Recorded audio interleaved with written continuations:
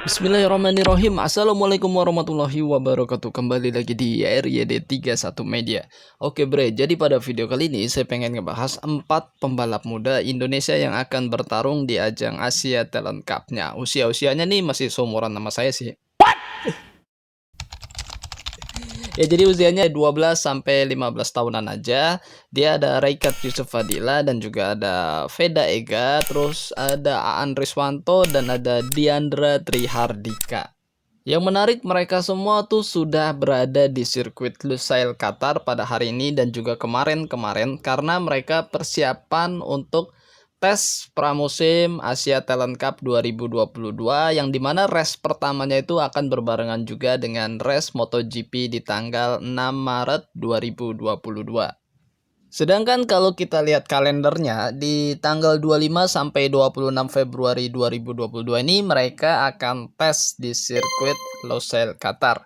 Jadi ketika konten ini keluar saya bikin di tanggal 25 Februari 2022 itu berarti Aan Riswanto, Raikat Yusuf Fadila dan juga Veda Ega dan Diandra itu sedang akan bersiap melakukan tes Asia Talent Cup menggunakan Honda NSF 250R di sirkuit Lusail Qatar bersama lawan-lawannya di seluruh pembalap Asia Pasifik.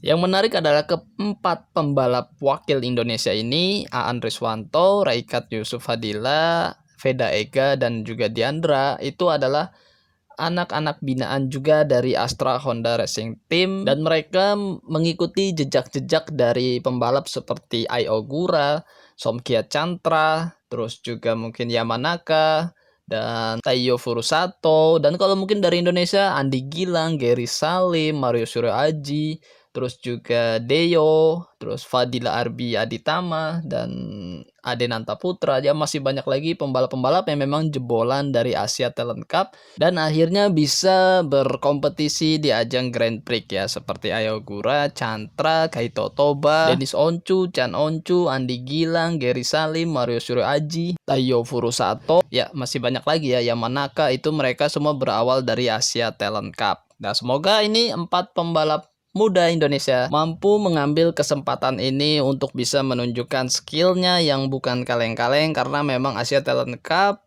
diselenggarakan atas kerjasama juga Honda, terus juga Dorna Sports dan juga banyak pencari-pencari bakat yang ikut memantau Asia Talent Cup. Jadi mereka nggak main-main ketika memang ada pembalap yang menonjol, mereka akan catat dan mereka akan keep informasi tersebut.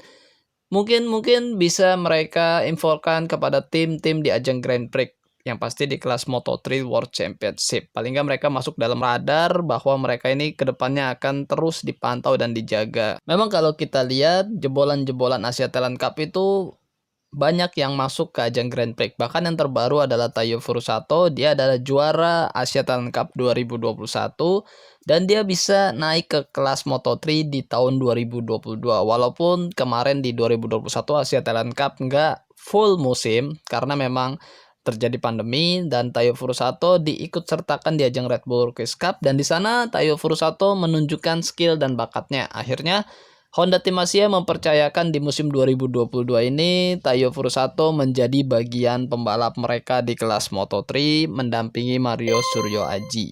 Memang tidak ada yang tidak mungkin kalau buat saya pribadi ya. Jadi saya berharap banget ada 4 pembalap muda adik-adik kita nih dari Indonesia yang ikut serta dalam Asia Talent Cup 2022 agar mereka bisa mengambil kesempatan ini, kesempatan yang sangat langka dan juga kesempatan yang sangat emas banget agar mereka menunjukkan skill dan bakat mereka agar mereka bisa memiliki karir yang cukup baik ke depannya di ajang Grand Prix. Itu harapan kita agar ya semakin banyaklah pembalap-pembalap muda Indonesia yang bisa bersaing di ajang Grand Prix. Jadi gak cuma satu dua tapi harus banyak dan mereka bisa tersebar di banyak tim. Itu yang penting banget sih karena di tim Grand Prix itu banyak tim, jadi bukan cuma Honda Tim Asia. Jadi semoga aja ke depannya pembalap Indonesia bisa tersebar di banyak tim.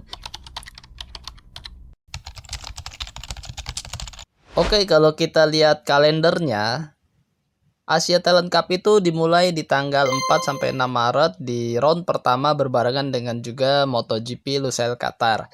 Lalu di round 2-nya tanggal 18 sampai 20 Maret itu di sirkuit Mandalika Indonesia berbarengan juga dengan MotoGP Mandalika. Dan kemudian lompat jauh ke bulan September di tanggal 23 sampai 25 September 2022 itu berbarengan dengan MotoGP Japan di sirkuit Motegi. Dan 30 sampai 2 Oktober, 30 September dan juga 2 Oktober itu round 4 MotoGP Thailand di sirkuit Buriram, Thailand.